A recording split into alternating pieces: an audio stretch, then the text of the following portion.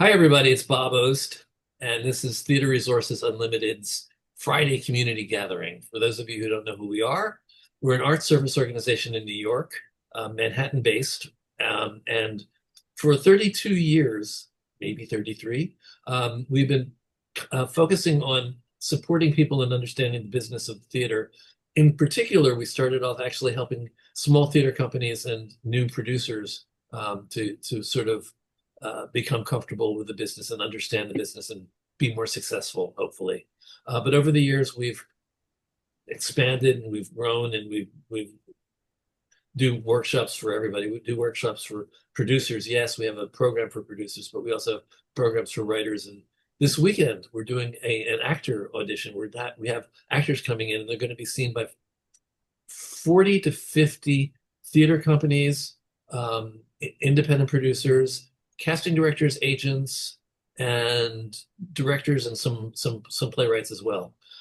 So hopefully we have something that will help you, and maybe you'd be interested in being part of TRU and coming on board and being part of our community. So this is my 200. This is actually my 260th consecutive week of interviews.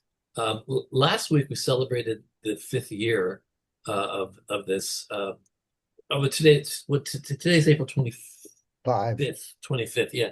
Last week was April 18th, which was the 5th year anniversary of community gatherings. Started these when COVID became a thing and quarantine became a thing. Quarantine? What's quarantine? What do you mean I have to stay in my apartment? I can't go out. Are you crazy?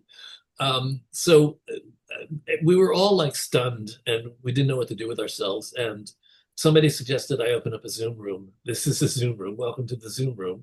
And have people come in and get together and talk about what we're all going through on Fridays. It was originally 4:30. Now we open doors at 5 o'clock. So 5 years later, we're still doing this. A couple things happened. One thing that was really interesting was I said earlier that I'm a Manhattan arts organization. And I never thought of myself, never thought of TRU as anything beyond Manhattan. Well, uh, Zoom changed that. We now have people who come in and join the community who are from all over the globe, from here to UK to Australia, to Hawaii. We have Hawaii today. We even have exotic Minnesota today. We have people from exotic Minnesota. So everybody's coming in from all over the place. So we love doing this and we're glad to do this. And the conversations have really been very broad and basically anything that pops into my head. And I know somebody who knows something about it.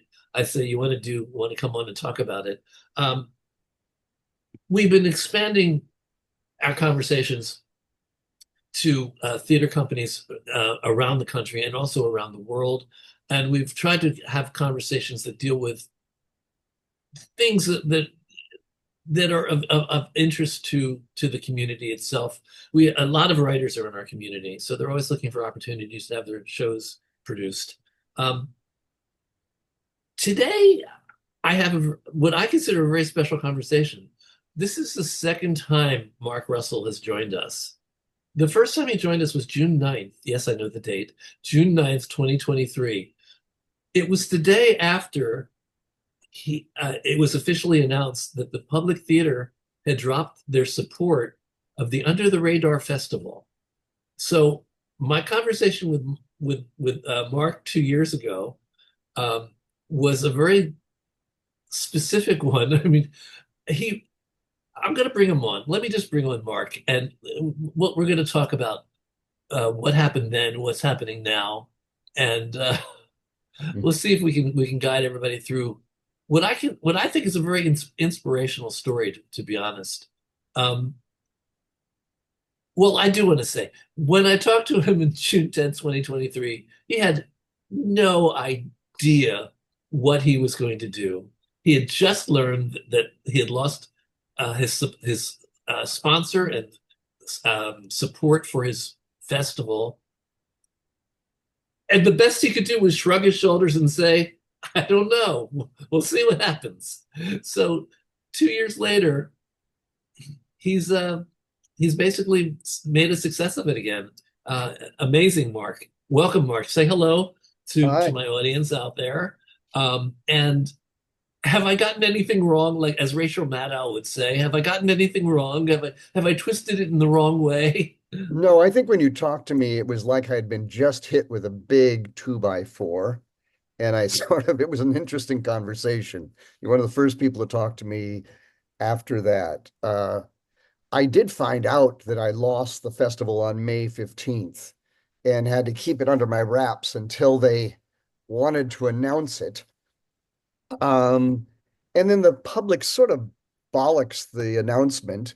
They announced they announced their season, which had Hell's Kitchen in it, and it was a big, beautiful thing. And but at the bottom, they said, "Oh, and we're not doing Under the Radar." And there became this sort of huge outcry. In fact, there was some folks took a window of the public and made it a shrine to the festival with letters and candles. It was like it was a drive-by shooting. Um, and Yeah, so um, once I came out of there, and by the time I was talking to you, I had written sort of a plan and a manifesto. I walked out of the office and sat after they told me I was redundant, and I sat in Astor Place and started going like, this is not the end. This is not the way this ends. Um, I already had some promises from people that were going to come to that festival, that next festival, the 24 festival, and and there was some support there. So I felt really odd dropping those people. Um, so I kept going, Well, and that I mean that in itself is the lesson for all of us. Remember the words, I kept going.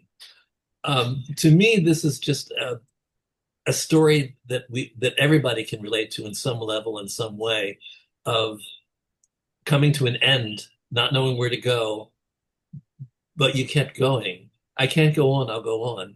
yeah. That's what life is, according to Beckett. Well, there were a lot of people that, including my wife, that wanted me to just drop the mic because I've been doing this for 19 years by that time, at 17 of them at the public. They paid me, they had health insurance. I had a budget to do this, and many theaters that I could work in at the public. But it had become, they were dealing with a very tough $10 million working deficit that they needed to get rid of. And I should have done the math and realized that I was in their targets as well.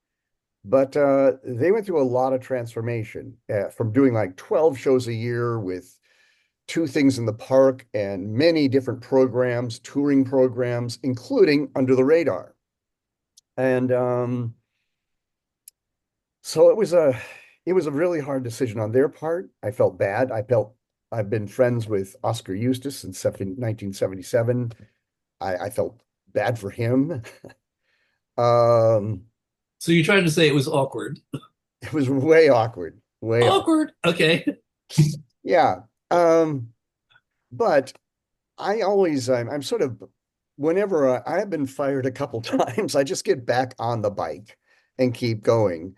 And I had an idea of how to reshape the festival, and I started putting that forward. And I talked to a bunch of people, came and met me for drinks at the Bowery Hotel in their lobby, and said, "Mark, what do you want to do with this? What's up?"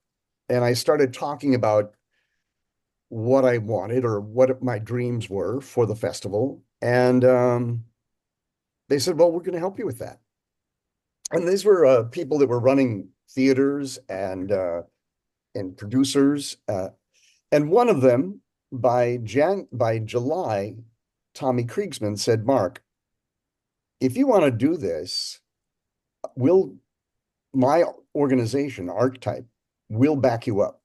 In other words, we know you don't have a dime, but let's make a run at it. Are you talking about a month later? Yeah, in January, July. Yeah. Yeah, okay. I'm interviewed in June, so July you were back on your feet. That's Well, crazy. back on our feet without a dime. But we did, Tommy and his associate, Sammy Pine, helped me get an LLC and a checking account and started to do all of that. Oh, so let's get into the business side of this for a second. Yeah. So Under the Radar was functioning as a not-for-profit through the public theater. Yeah, it was a program of the public theater, so we did not have our own 501(c)(3). Never knew that. The public had it. I had a name. And yeah. I never incorporated in that way. I had a piece that I did for a consulting called Russell Projects, but I never ran that much money through it. So um so we set this thing up specially. And we also started talking to the people at the tank who I didn't know, who do umbrella. They do the umbrella not-for-profit people that small productions. Yeah, They umbrella them and offer them an not-for-profit status for a small percentage. it's a fiscal sponsorship. It's what we do. We do the same Yeah, thing. yeah. Yeah. It's great. And they really don't ask for that much of a percentage, which was great. And The Tank, that's the company that works out of the old Abington Theater, the 312 West 36th Street, I yeah, think. Yeah. yeah. So we started going ahead and we put together a website and a one of those friends campaigns, one of those sort of I don't know what they're called, but a Crowdfunding. a crowdfunding campaign, Yeah. and started to also um, get partners that when I was at the public, we had begun to work with partners around the city for certain performances that I could not put in at the public. And it Let's clarify something. So when for the years that you were at the public, you used their space. Did you Yeah, ever use? You never used other spaces, or I did. maybe once or I mean, twice. often I would take like the Belarus Free Theater. We worked with La Mama to bring them, and that was the space where they were brought. So often La Mama, especially, and then the Skirball Center were collaborators. And then later, the Chelsea, may it rest in peace, the Chelsea Center, Chelsea Factory. And then so it depended on, and at one point we did a piece actually in the Staten Island ferry terminal. That was a blast. That's cool. Yeah. Um, so, and this is how many years are we talking when the public pulled the plug in 2023? You've been with them I went for 17 years with them, and I had the first edition was in 2005, and it was at St. Anne's Warehouse. And Oscar actually didn't have the big job at that moment. He went in and he was participated in our symposium, and then we were one of the first people. I was one of the first people he invited to come work with him when he got the public, which was great. so He didn't. that's when you moved in and became their their I don't know their ward. You became their ward. Yes, I was paid like an intern for a while, and so I was doing an internship in the American Theater, and it was eye-opening because I had before that, for 21 years before that, I'd run the Performance Space 122. Right. And That's when I first knew you actually at yeah. Performance Space 122. Um, can you, for my audience, can you talk a little bit about what the aesthetic is of Under the Radar, or at least what you look for, or Mhm. what are the shows that excite you? What kinds of shows excite you and get invited to be part of this? Well, I consider it just good work, but often people call it experimental theater or ensemble theater or independent theater. Although in the US, even the public is an independent theater, of course. But I'm interested in those people that are making things in the early stages of their career, possibly, often. And I have a proclivity towards things that are very simple and not a lot of props and stuff like that. Um, and the question of the festival every year is, why do theater now? And each of the people that we select, this is their answer. You know, this is how they see theater. So I'm looking for people that are going to break the mold in whatever way they can. And but I want them to authentically be interested in breaking the mold, not for just jokes, if you understand what I mean. I'm really interested in someone that has an integrity of process of making their own theater. And I think in the US, because of our concentration on playwrights, which is natural for lots of reasons, but they they lose track of theater makers, people like Richard Foreman, who, makes his pieces used to make them in his loft, with his own design, his own process, and run them as long as he wanted to, with his cast, or the Wooster Group. So you're not Uh, looking for anything that's going to go to Broadway. no, if I wouldn't mind something going to Broadway, but not usually. They Not come, usually, no. I mean, the closest I came was back in the PS122 days was the Blue Man Group, Oh, and a guy named Eddie Izzard came out of some of that. And yeah, I remained hitless through my 17-year participant as a New York Yankee public theater person. hitless and proud. Hitless and proud. Yeah. And I mean, I think although a lot of people like Rachel Chavkin and others, Justin Vivian Bond, Taylor Mack, have gone on to do things on Broadway Oh, and, yeah. as directors. And I think so it's been often they're coming out in a sense, you know. So Taylor Mack was wasn't under the radar. Yes, you are. I didn't realize that. He did, it was early, and he did a piece called The Beast of Taylor Mack. It was his solo show, him in a ukulele in outrageous, of course, drag. And it was beautiful. It was you know, it was a pretty special show. And then after that, we realized he was writing plays and all this other stuff, and he moved on.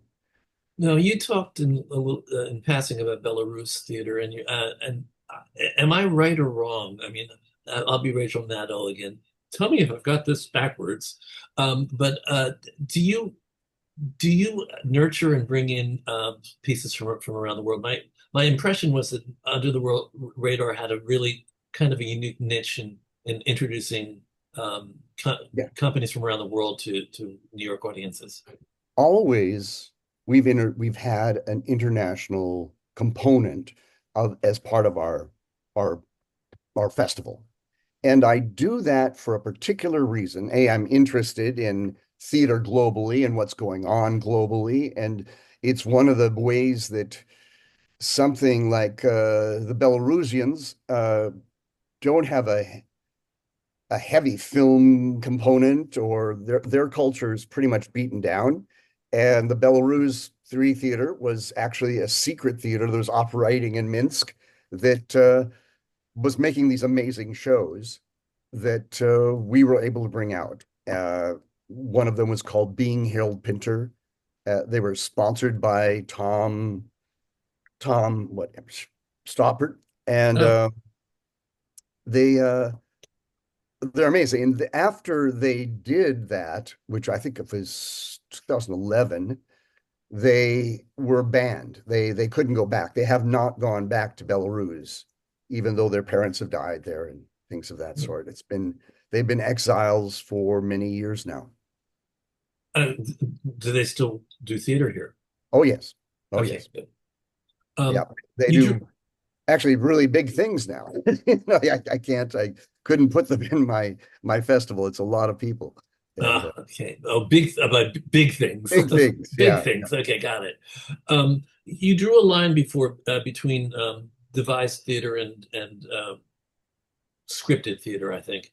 Yeah. Let's talk about that a little bit. So, a lot of what interests you is what some of us call devised theater. Yeah. Um, Devised theater is the best way to explain it without calling it not playwright theater or not or unscripted. director's theater or not, you know, musical or whatever.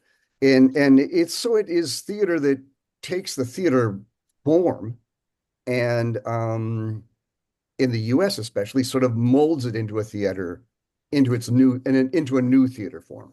So it can be these gig we've had a lot of sort of what they call in England gig theater pieces that would they're a band on a stage telling a story with music, you know.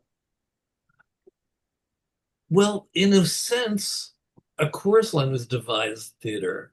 Oh, Uh, I reminded the public all the time that Hair, a chorus line for colored girls, were all pretty much devised works. And all of them built outside of the public before they came in, except for Chorus Line was, you know, they did support the great all-night taping session that he they held. caused so much trouble. Oh, yeah. Oh my goodness. Just a reminder to the room that we're really open and welcome to have you ask questions or make comments as we're conversing. And oh, and you know that you'll be the one to let us know if there's something that we want to address. Okay. Yeah, we did have a question from Lee asking how to submit to Under the Radar. Good question. I don't have the staff to accept submissions. So usually people tell me through email or they find my email on our website or something and they tell me that they're doing a performance and that they're interested in performing at Under the Radar. For the most part, I'm doing shows that are already made and they're already are very close to being finished. Um, so it's hard for me. For instance, if you have a piece, you may have a director involved, you might even have a cast involved, but if you don't have if it hasn't been done, if it hasn't been rehearsed and set, Under the Radar is a hard place to be. Let's go Often I back. pull Let's go things back back, to like Public Obscenities last year, a couple of years ago, was a piece that had been developed and ended up at Soho Rep and then at Tafana, and then we brought it back. We helped Tafana bring it back. and Greg is asking how many submissions can an artist submit. So it's not really a submission process. Right. How many shows can you invite Mark to? As many as you're doing. Yeah, I mean, Will he be able to make them all? No. last year we did 33 shows in 24 venues. And but this year we're hoping to keep that to a lower roar. So it's in the 20 to 25 show area. So And would you ever consider linking up to something that is online that yeah, is not, well, take a look at what I've got. It was, I will. I will. sounds like it might fit your, Yeah, no, I mean, and we thank did you. a whole virtual version in 21 when we got hit uh by the second wave of COVID. But so I'm interested in things that are online. It's yeah, you know, it really, but we're looking for things that are taking a fresh look at theater, you know. And also, Uh, why today? Why now? why You're now? Yeah. a big question for you is how is this relevant to what's going on in the world right now? Yeah. So you're going to get a lot a lot of impassioned submissions or Fine, tell. send them on. I mean, realize, unfortunately, that we don't have the large staff. And we're always, I'm always going out trying to find things. My associates are as well. And so, but it's hard. We sort of need to see it already made before we'll, like, it's rare that I take something from a reading. Although I took a knock on the roof from a reading that I saw at the New York Theater Workshop last year. But they also had already a track where they were going to build the set and work it out in different festivals before they brought it to us and to New York Theater Workshop. I want to go back to the line between devised and scripted theater because I Yeah. think I think we need to clarify that. One thing we need to clarify is whether you do some scripted theater. It's not all Oh, yes. devised. Yeah. Oh, yes. I mean, one of my prime examples of what we do, though he hasn't been in the festival in a long while, is Richard Maxwell, who writes and directs and That's the no emotion. yeah, Yeah, that's the I'm just saying what lines, nothing really is going on underneath me. yeah. Sometimes, and he's, when they laugh, they go ha ha ha. Yeah. It's a very particular, a very radical attempt at a look at theater. And It's like Brecht on drugs or something. yes, on Quaaludes, yeah. Yeah.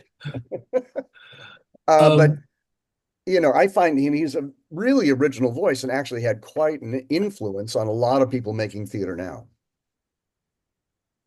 so again, this is just for clarification to the room. Yes, Yeah.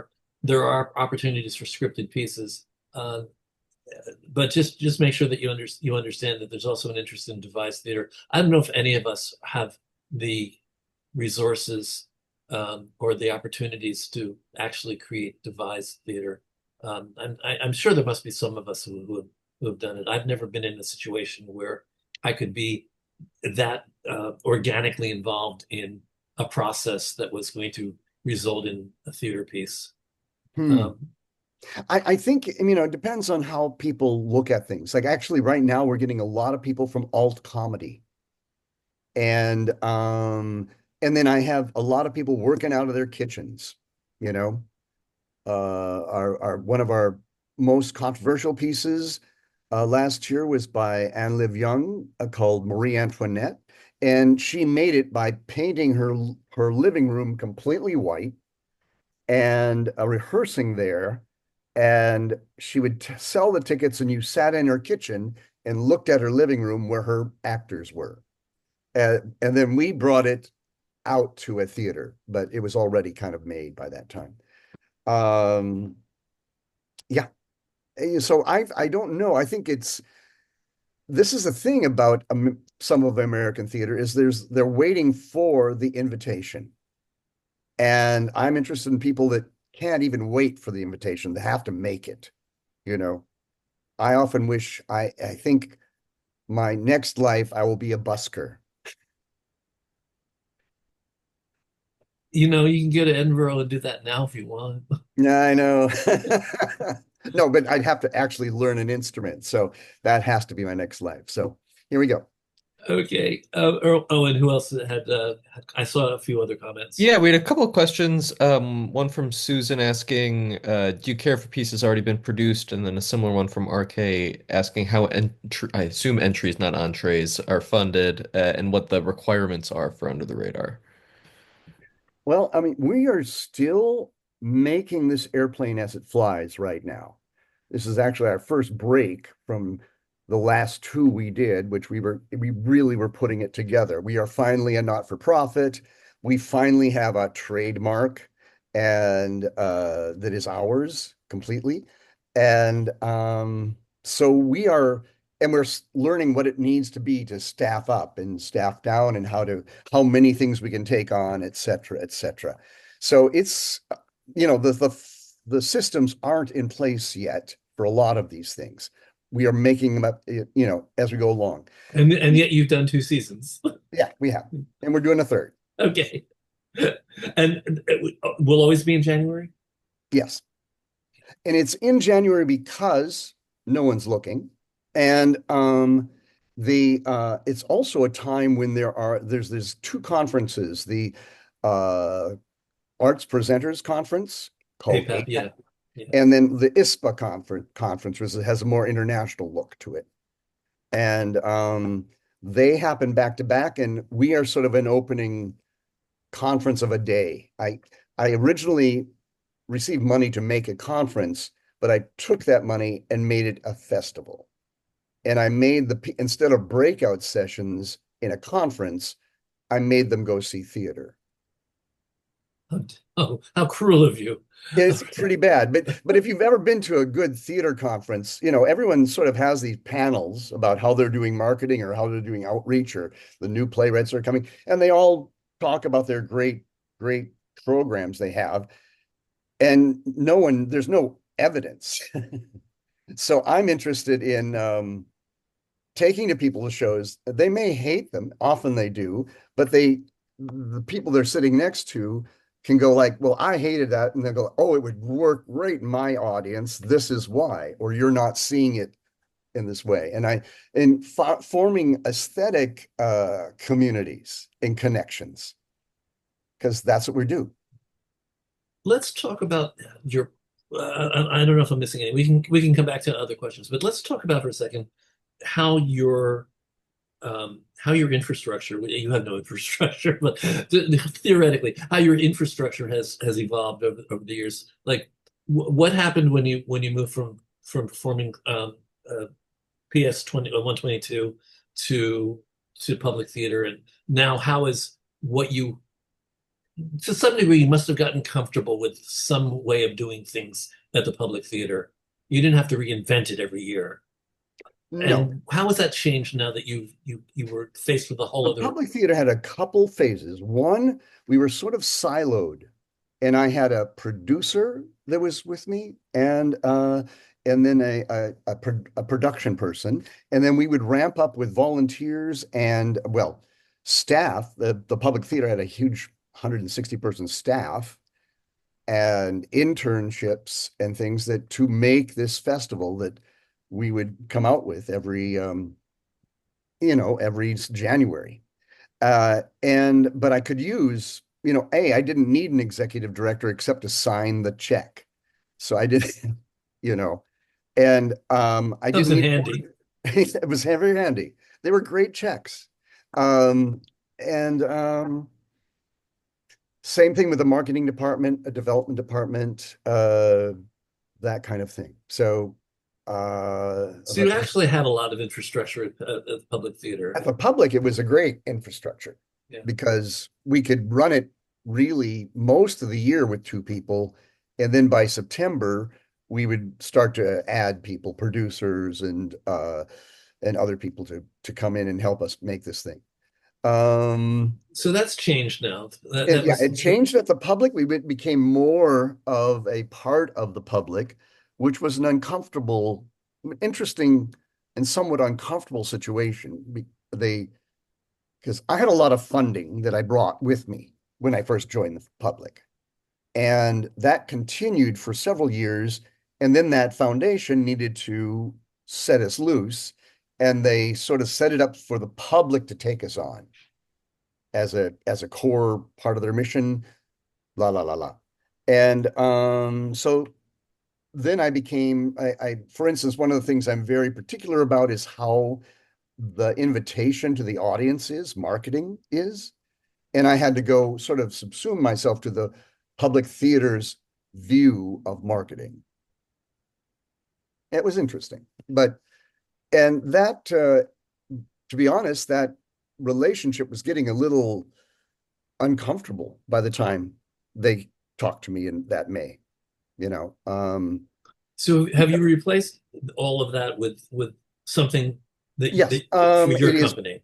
replaced with my lead producer, and who actually will take it on further than me, is Tommy Kriegsman, and Sammy Pine, his associate producer.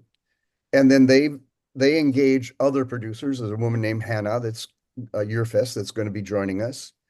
And then we have two this year and last year we've had two creative associates. And they are sort of like artistic directors along with myself. And they are Kanisa Shawl and Merope Pepanides from who is famous from I remember Murphy. I've interviewed yeah, her. I remember her very well. she's great. Yeah. And I mean she had a long, great career at Soho Rep and she makes her own stuff. So they we took them on for a year to sort of learn the ropes of hang out with the festival, and then they made a lot of helped us make a lot of choices in how we set up the company, etc., and are now curating for the most part this next festival. And I myself am trying to take a back seat. Let's get into some specifics. What were the average number of shows that you presented in the festival at Public Theater, and how many did you do in last year versus this year? Is it Okay, I usually was around 18 to 20 shows at the public, and that included small shows and things at Joe's Pub and things of that sort. So really about, Oh, that's you another know, thing. So when you 12 were at the big shows. public, did you had access to multiple spaces, or Yes. was there one that you were kind of assigned No, to? I had access to all the spaces unless they were putting in Hamilton or something and they needed the space. So I had access to all these spaces for the most part and definitely had access to the Shiva Theater. Um, so I mean, and I made those, I introduced rep to the pieces at the public theater. So we would do more than one or two things at the public. It was like 5 shows at the public for sure. And rep to me suggests that the actors were in multiple shows. But do you mean No, that? it wasn't the actors. The shows were in multiple shows. Okay. The shows had multiple time slots. So you would have a show that would be at 7 o'clock and then close down, and there would be a 9 o'clock show that would come in right after it. And And then one of the things you said very early on was that you're looking for simple pieces that don't have a lot of set pieces. that's So part of the deal there. So that's yeah, But I am that's a what that big what's makes that possible. The turnaround in festivals is nerve-wracking for most people. Yeah. It was it was it made the technical people at the public it it stretched them out of their comfort zone a lot. And it isn't easy. They're used to having a couple of weeks just to set in the set. And I'm saying we need to tech this in 8 hours. So So yeah, if I'm following this, then your producing partners, your two main producing partners, were helping to curate the 2024 and the 2025. yeah. I was pretty much the main curator for 24. And then we started to loosen that up for 25. And now this will probably be the last one that I'll be fully involved in, I think, at the moment. Do you, I'm going to ask you a very awkward question. Do you ever have a different vision than the two people you're working with and sort of scratch your head about, why are they interested in this? Well, I mean, this has been the learning curve for me. It's the hardest thing I've ever done. Okay. Is because I used to be boss for 17 years. And that was really nice. And now there's more Zoom meetings, there's more meetings, and I'm terrible about meetings. And or I You're don't doing like. very well tonight, though. Thank you. Thank you. So but it's stretching me in interesting ways. And it's also, if I want this festival to go on beyond what I can do, I'm going to need a lot of help. And someone else is going to need to feel like they can make mistakes as well. You know, Part of curating is making good, interesting mistakes. And I had many years where I was able to do that and had a pretty good batting average. We're now, I have to let these people make their own mistakes as I watch sometimes, which can be difficult. I'm also I'm guiding, I'm sort of mentoring a lot of them in a way. Um, it's But if I want to do a few other things in my life. I'm growing on an old scale here. So I think it's time to try to do something else, you know?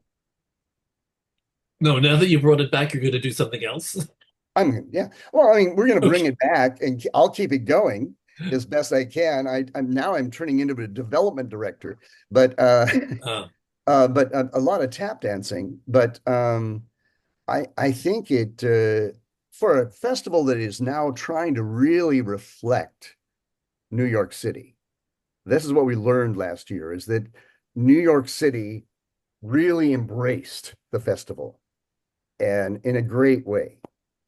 I thought that we had programmed too much. There was 33 shows, 24 venues, crazy stuff. And yeah, I want to go back to that in a second. Yeah. yeah, Okay. but actually most of the shows were selling out and having lineups and getting pretty great reviews and notices, at least online and in the Times. So it felt like, and I kept running into people going, "Oh, I haven't seen that one. I've never been out to Queens, but I'm going this time," Well, that kind of. this is the thing that amazes me. You went from a situation where you had um, access to theaters at the public theater. You had access to all of their resources. I was going to ask you originally, wasn't there a big advantage having the public theater be doing the marketing for you since they had a huge following that they could tap into? But Yeah. now you're telling me that you are now selling well for more shows than you were doing at the public theater. You were doing 18 there, and you just did 33 in last year. Was it 33? I mean, Yeah, it's crazy. that's So crazy. and crazy, and you managed to have people that were doing the marketing that you thought was the right kind of marketing, because you said that you had qualms about how Yeah. public theater did it, and it succeeded. That just for the record, that doesn't always happen. You know, Okay. But so uh, amazingly enough, you put into process with your partners some. I basically want you to teach a marketing class. I'm going to ask you to do that, I think, sure. because I mean, I think of I was trained as a theater director. I think, but eventually I became a director of theater. And I feel that the show starts with that invitation. The first thing you see, now it's an email or it's a TikTok post, but the first thing you see, the first poster you see, that begins the conversation you're going to have with that audience. And there's ways of making them invited to make them to think that it's an event and it's an event that they want to be at. Um, so the tactics that you were frustrated about when you were at the public theater, because you thought, if I were doing this, I'd do it this way. Now that you are doing it, and you're doing it that way, it's working. it's working. So so It was working back at the public you too. get about 100 smug points for that if you'd like. You know, That's we're amazing. okay. We're okay. I mean, and we've had a very charmed life as an organization, and it really helped that we were able to grow up under the wing of the public theater and Oscar Eustis and be included in that. And I wanted that really bad. When I created this festival, I wanted to be inside the beast of American theater. And we were, that is for me, the public theater is the national theater. Other people will grump about that, but it's a place I loved. It's usually was the leader in so many things that came in with the theater. Um, and they had, 20,000 names on their email list. I do not yet even. So we've been trying to build ours up. It's hard. Also, the thing is I do not get ticket income from any of my partners unless I set up the theater myself and I am producing it. There's about 3 or 4 things that we will fully produce this year. But I didn't see, so the only thing is getting these theaters together is kind of like a stone soup. It's sort of like, let's put a bunch of things in, let's make a party. But you'll bring the red cups, I'll bring the booze, and you can bring the ice, and we can have something go on. And I think that has opened up a lot of doors. Also, right now, we all need each other more than ever. And so maybe at this time we were able to cross lots of turf wars. Like the Apollo would probably never work with the public theater unless it was a really big project, right? But I have Lincoln Center, the Apollo, St. Anne's Warehouse, BAM, um, those are, and the Japan Society and the Skirball, La Mama. These are all major organizations, each with their own culture and their own audience that we're trying to combine and to say, like, look at the whole thing. Look at all of that's happening in New York and look at what's going on out in internationally as well. So what you're saying, to state the obvious, is that you've actually not only reopened the radar under the Radar Festival, but you've redefined it. It sounds like your mission has shifted.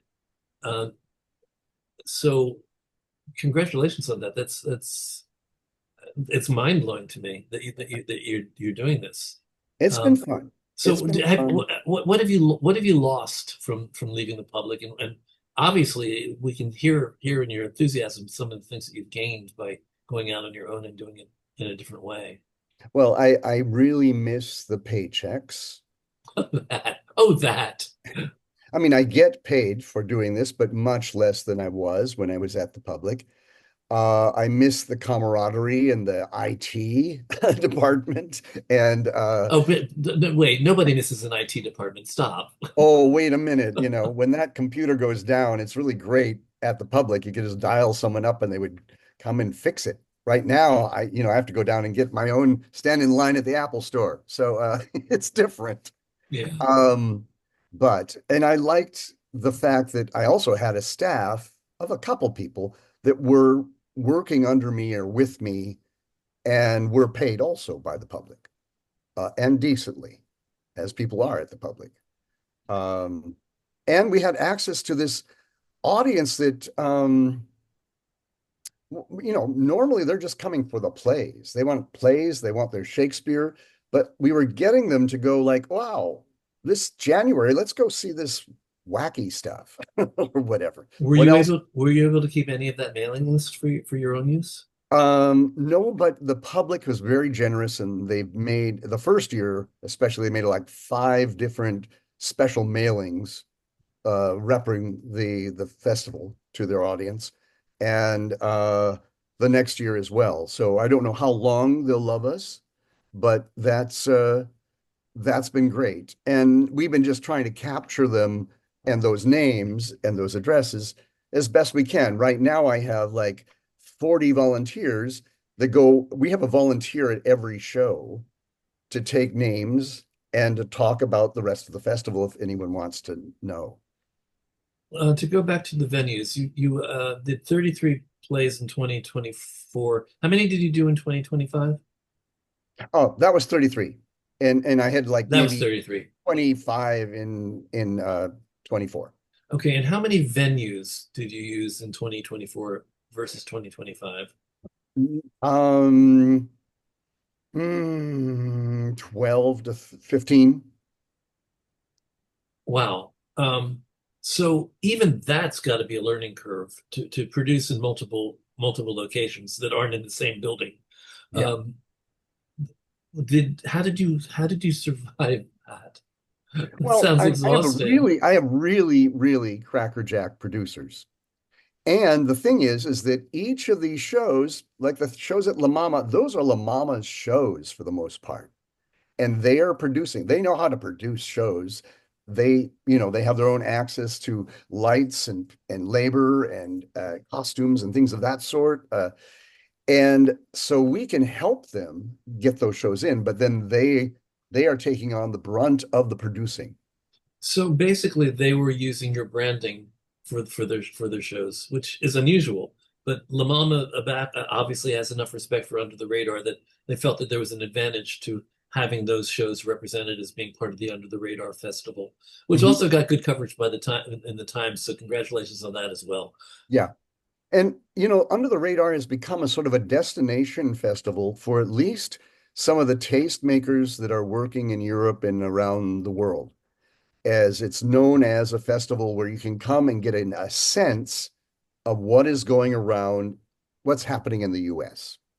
And of course, the world is quite interested in what's happening in the US, even more right now. But Interested, that's a good word. yeah, yeah. Um, Horrified?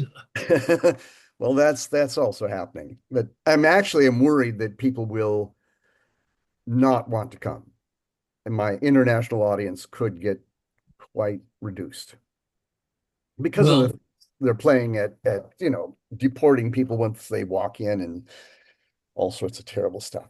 yeah, I mean, basically, you're talking about how important the invitation is to your audiences from the very first moment, and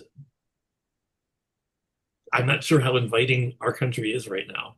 Yeah. Um, I mean, last year my favorite thing was called Blind Runner, and it was from Iran.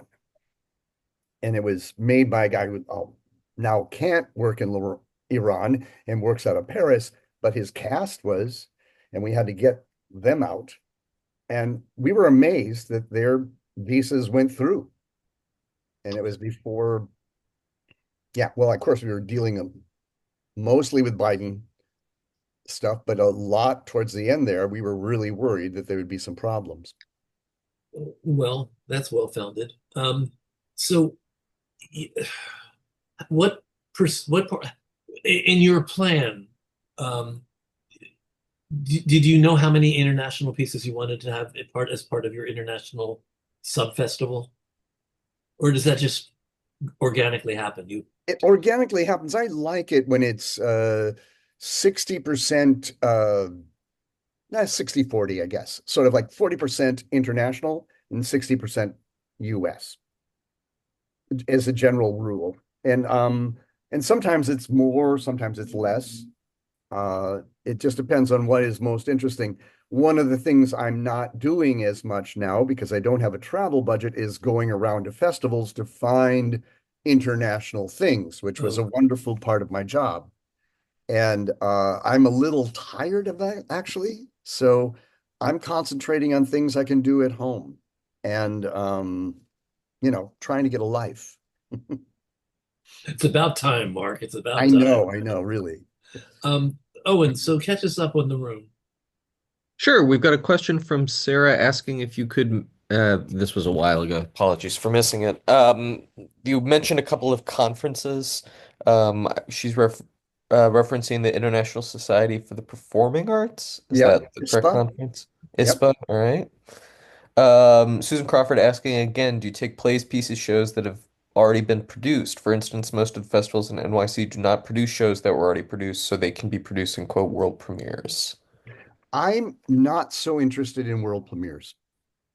If it's a good piece, often these pieces, especially downtown, like Public Obscenities, it had a great run at Soho Rep. Everyone downtown, yeah, downtown, all the whiz bangs saw it, but then it hadn't reached an audience, and it was a beautiful, beautiful piece of, Pulitzer Prize um, candidate piece, and I felt it needed to be opened up, and I hope that under the radars, the festival it can say this is good. You can open up to the rest of the city, and that downtown is a state of mind, not an address. And again, that emphasizes the fact that you do devised theater and also scripted theater.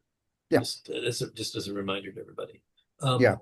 Owen, more? Yep. Again from Susan. You mentioned that you were moving to become a development director. How do you mean a quote development director, and how does that compare to what you were doing before? Well, I know what he means. I'm kind of joking a bit. I'm a little of a wise ass, but the that I'm now mostly trying to raise money for this thing, whereas before I was, of course, raising money, and I was also in charge of the budget, and I was in charge of the final decisions on all of the art. I am letting go of that final decision of all the art and collaborating with a bunch of really interesting people. And I'm hoping that there'll be others that will pick up this, come in and help us eventually to extend, the extend the festival and its reach.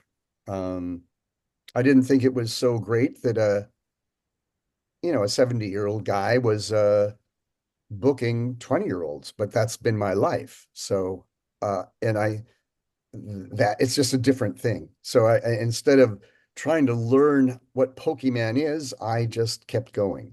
And I'm these people are great that are working with me, you know. And sometimes I'm frustrated because I have lots of a legacy of artists I've worked with that would love to be part of Under the Radar, et cetera, but I have to like open up those channels. They may not have, the rest of them may not be as excited about the piece that I'm excited about. Oh, and I think there's an Ally McLean.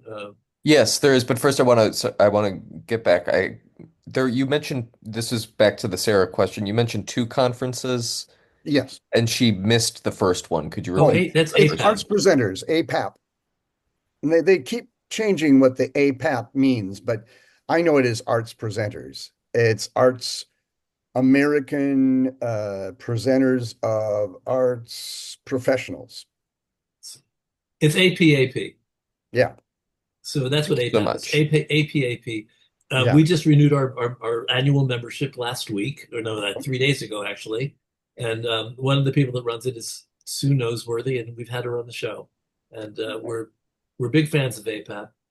yeah. They fulfill many functions that are important in our business.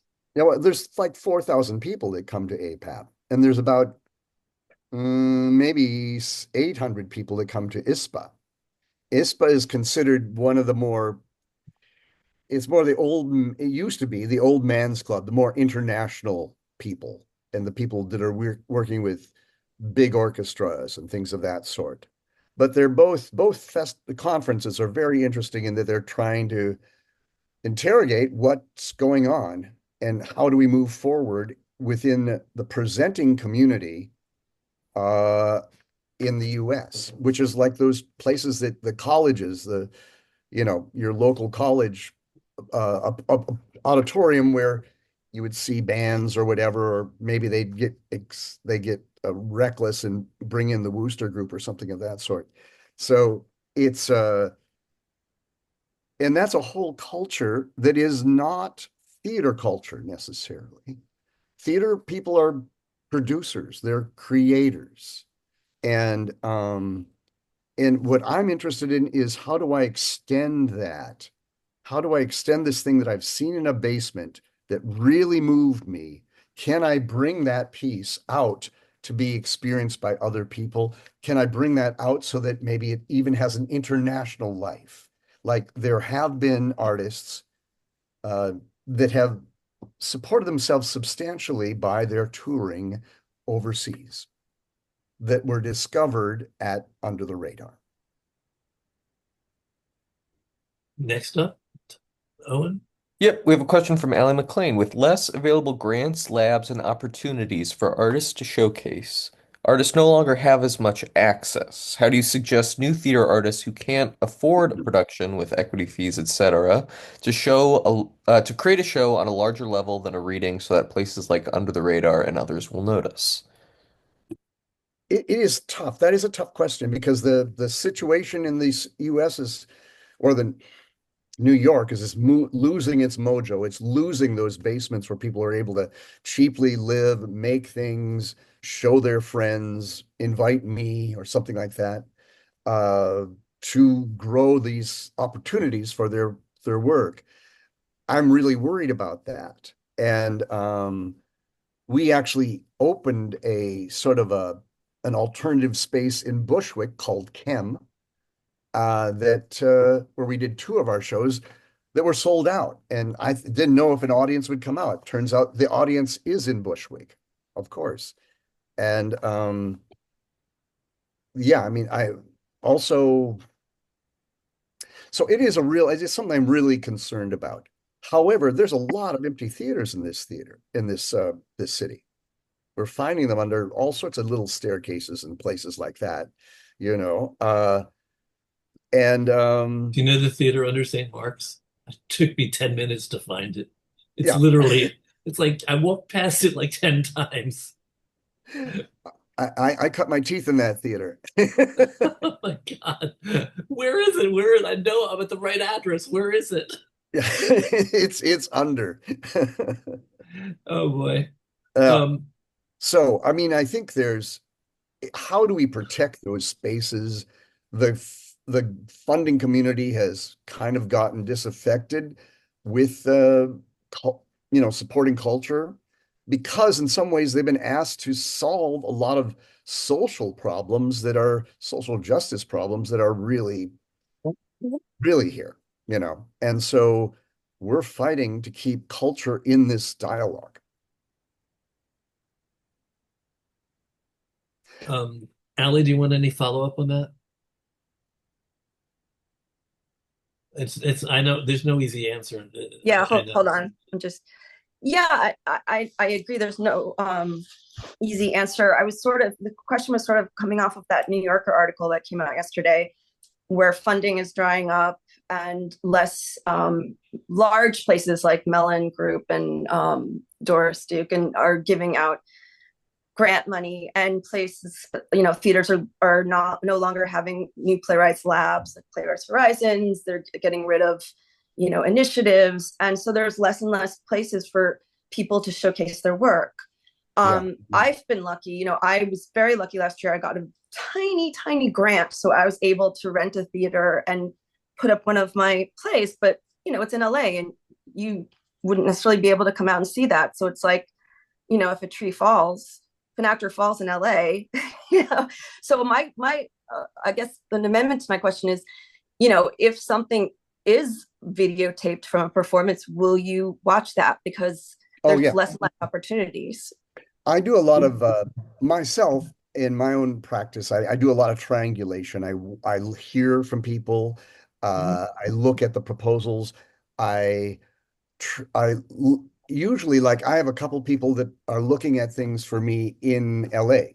The guy who runs UCLA, Edgar Miamontes, for instance. You should always invite him to your stuff. They're all very busy, of course, but there's this, I know there's a scene in LA that is often really rich, you know. Yeah. And we're trying to be more of a national. I mean, I'm looking at the US is also our territory. I mean, I've been bringing things from Seattle and from Chicago, and those are important. It's important to see. I also feel like a lot of what's because of the pandemic and because of what's happening, it's going to get more local. And I think we're into guerrilla fighting right now. So this is in the culture wars, where I didn't think we would be at this place still, that we'd have to go to the mattresses for culture, but that's what we're doing. And but I'm interested in reflecting what's going on in the US. And there are pockets. The only thing is they're isolated, like you say. How do you call me and get me to fly out to LA to see your show? That's my entire budget for the show. Your plane to get out here. Well, no, Sometimes. I would fly myself. I'm not interested in taking money from artists, So there's actually a piece I want to go see. It's in Santa Fe. I'm just trying to figure out how I'm going to do that and when I'm going to do that.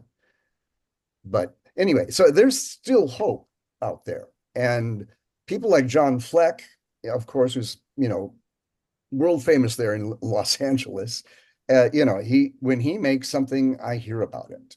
And I'm always waiting to hear about other people, other things. There's scenes. Now the scenes are going to start to develop outside of New York because it's too expensive to live and do it in New York. And that's a sad thing, but there might be benefits to it in that way. Owen, should we take Paul's question, or did you have something in the chat that you wanted to bring up? Well, let's move to Paul. Paul? I'll wait till you stop recording because it's a personal question.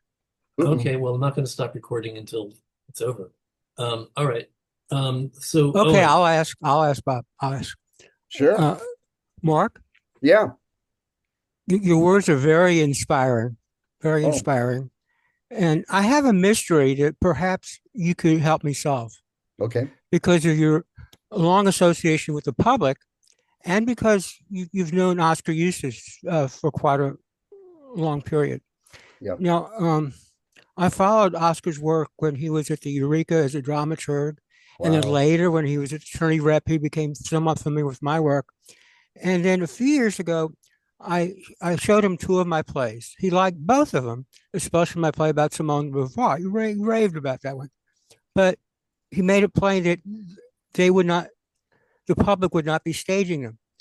Well, since you were at the public and you know the guy, what is a playwright like me to make of a response like that?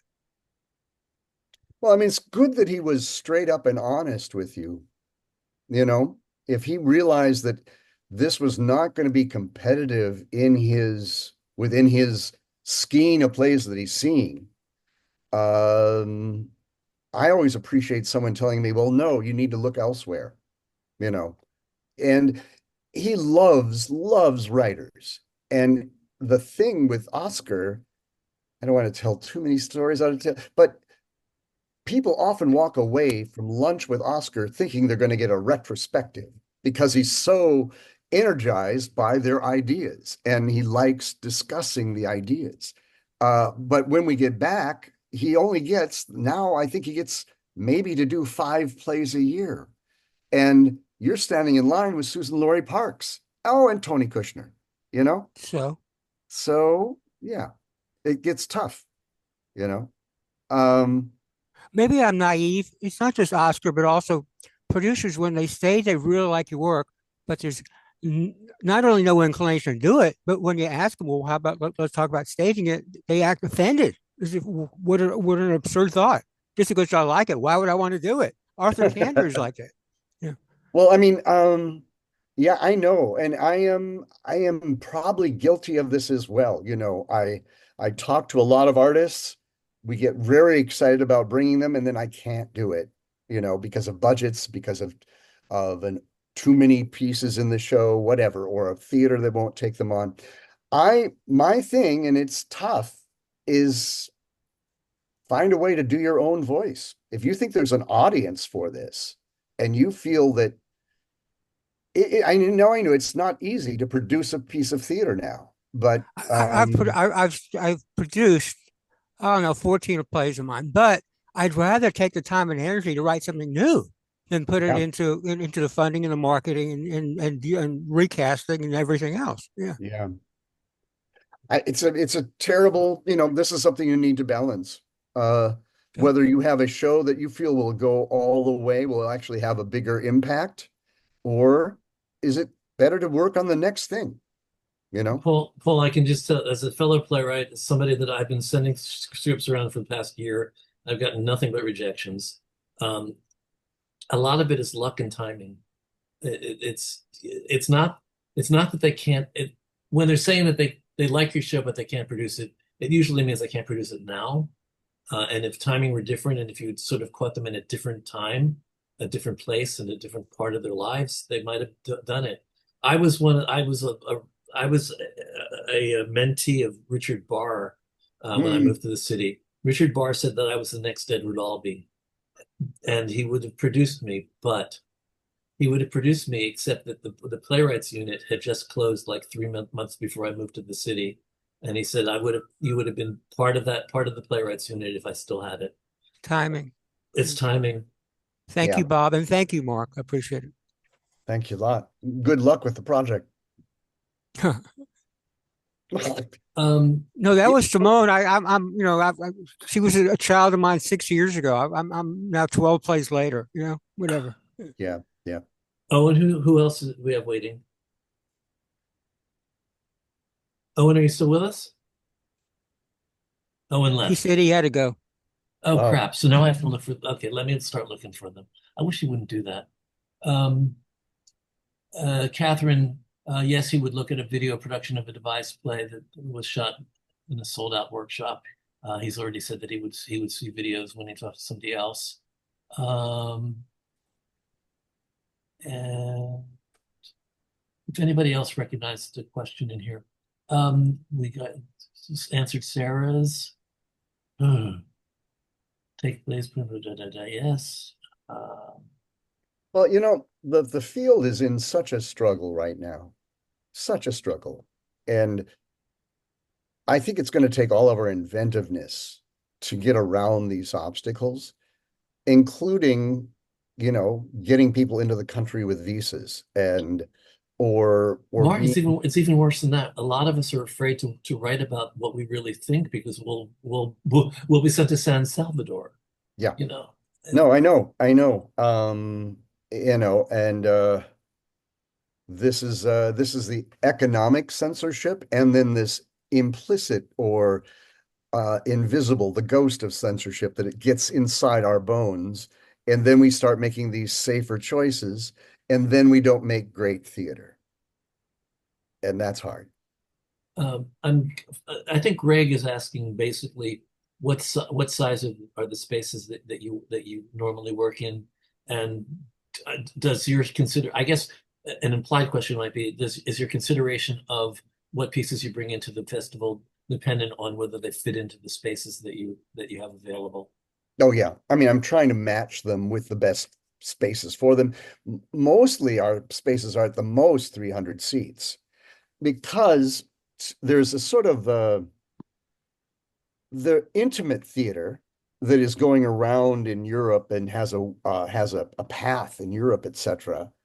Uh, does not get here because like BAM is a huge stage, so they can do the Berliner ensemble. That's great, but the smaller thing that's next door, which might have more to say to us in a contemporary way, this it's harder to get. So I'm interested in those things. Um, I feel in some ways Under the Radar's dialogue, it's one of its first rings of dialogue is with artists itself, with artists in the city. I'm bringing things because I want artists to see this work, to see how it's made, hopefully to spark them to find a ways around their own obstacles and different ways to, answer their theater questions. Let me just ask you something, one non-theater question. How much time do you have? I mean, we could end now, or I have two. I see two more hands up. I'm fine. Okay, then Yeah. we'll do the two hands. Susan Crawford and then Edward Fee. Susan? Yeah, you mentioned Chem and Bushwick. I just wanted to know, is that an acronym? It's a new name to me. So is that Yeah, K? CHEMARTS, Chem Arts. Like Uh, chemistry, chem arts, I yeah. guess. And I think they do most of their business is as a prop shop and a lighting shop for commercials and for movies. And they have a couple spaces that they use to do photo shoots in and stuff like that. And they were very nice, and we were able to grab a couple of those and make them happen. Great, Um, thank you. I think theater arts is run by Orietta. I forget what Orietta's last name is. I think she would welcome devised pieces into her space. She's always Hmm. looking for unusual things to do in her spaces. The Edward, one of the spaces I love is Brick, BRICK, on Metropolitan. I find them to have the spirit of what I used to try to do at PS 122. And I'm always amazed at what they're doing and what they're throwing on the wall and how open they are, to really experimental work or work that does challenge us, you know. this is the I always call it the brick. You mean the brick? Not Brick, yeah, The brick. Okay, yeah, I know them well. yeah. I've never been able to get them on my show. I've asked many times. Really? Oh, Yeah. that's too bad. Um, I'll tell you, there's a new artistic leadership that may have more time. Okay, let me make a note to myself. And Edward, you ask your question now while I'm making a note. I shall, Bob. Thanks. Thanks, Mark, for coming on. Yeah, I'm based in Queens, Mark, and I was thinking of with the play that I want to resurrect. work in tandem with there's a church that I actually go to where I actually have an AA meeting there, but I have a good relationship with the pastor. So, and he's into the arts. So I was thinking of doing something like that and try to get it up and running there to defray costs, And yeah. Church So basements, man, that's where Joe Papp started. yeah, You there know, you I mean, on the it's right path. Yeah. there's a huge legacy in a way. If you can make that happen, I mean, those people are also comfortable in those spaces, or they Right. know those spaces, and just so you begin to get a built-in audience and go for that. I think that's cool. Janet Absolutely. Conrad, do you still work with St. Malachy's? Can you can you turn on your mic? Yeah, well, we had a marvelous and long time association with them, but the person who was the main force about it, yes, Joanne. there right now, if you know what I mean. And but we might revive it again. But they would give us either the chapel itself or the basement, and we would bring, there was absolutely no cost to the artists, and it would be sometimes full-blown plays with one person or readings with as many people as people wanted. But it was a marvelous thing to have, say they had a wonderful attitude, the people who ran the church. Well, Yeah. maybe you can get St. Malachy's back up as a space that for development for Yes, it's a people in great New York. we're going to talk about it, the people who worked consistently there for many years. So thanks Where for is it located? Is it in Manhattan or in Brooklyn? Yeah, no, it's 45th Street, 40. right across from the Book of Mormon. Oh, wow. Okay. There you Now, go. Right across from the Book of Mormon, sure. yeah, why not? That's what we decided. St. Malachy's the Actors Chapel and has a long history of helping actors, as parishioners, and then it blossomed into helping people put on plays. Oh, that's great. That's great. And just one final thing, I want you to notice that Sarah Truesdale, who's in Minneapolis, is happy to give you 2 or 3 hours a week if you could use some volunteer help. So Thank you. I can have her reach out to you at some point. Yeah, yeah, I have a reach out. I feel I'm at heart a Minnesotan, but I ended up being a Texan. I don't know how. And now I'm a New Yorker. I think I've changed all the blood cells so that I'm a New Yorker now, It's finally. changed all the blood cells, oh dear. Well, I'm gonna move into speaker view here for a second. I just want to wrap up. I want to thank you, Mark, for being Thank with you. us. I was just so fascinated like 2 years ago with your shrugging shoulders and I don't know. And suddenly here you are 2 years later, and it sounds like you're more successful than ever. So that's I admire that very much. Congratulations on all that you've done. I want to thank you, and I want to thank you for all the people in the room who have been with us and have been supporting TRU and coming to these every week for 260 consecutive weeks. And out you there in YouTube land, if you've stumbled upon us and you find it interesting just to talk about theater and different aspects of theater, um, and you'd like to be invited every week, let me know. You can just email me. I'm at TRUNLTD at AOL.com. That's TRUNLTD at AOL.com. We'll invite you every week. Next week, I have, who do I have coming? Well, I've got is next. Oh yeah, next week is next week. Barbara uh, Pasternak from TheaterWorks USA. I've got Bob Cuccioli coming. I've got all sorts of people coming. So every week we'll hopefully do something of interest for you. So do reach out to us. We are absolutely happy welcoming people to come for free. We're a community. My purpose, one of my main purposes, one of my main missions in life is to bring people together. However, if you can pay for something, for some of this, if you want to come and pay the $12 ticket fee, or if you want to just give us a donation, that would be greatly appreciated. Or you can join TRU as a member. That would be great. If you want to give us a donation, celebrating our 5th anniversary, our 5 years of doing these community gatherings, give us a donation at trudonate.com, trudonate.com. And thank you for whatever support you can send our way. We've got a lot of programs coming up, a lot of things that we're doing, and a lot of it costs more money than it cost when we were in shutdown. So your help is always welcome.